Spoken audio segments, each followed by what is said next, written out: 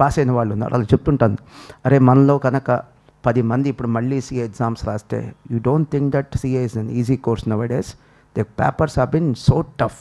Syllabus తగ్గిందేమో కానీ the level they are testing the students is really challenging. నేను మా ఫ్రెండ్స్కి చెప్తుంటాను, మా ఫ్రెండ్స్లో కొంతమంది నాకంటే సీనియర్స్ కూడా ఉన్నారు.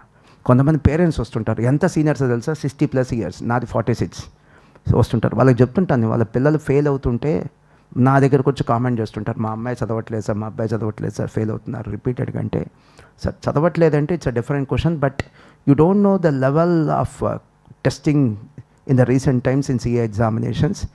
మనలాంటి వాళ్ళం ఎగ్జామ్స్ రాసిన, though we have an experience of more than 25 years, we may fail.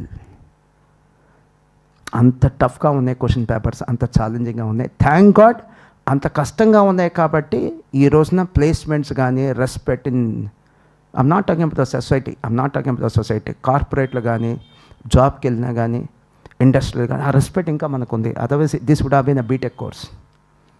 కష్టంగా ఉంది కాబట్టి మనకు ఆ రెస్పెక్ట్ ఉంది.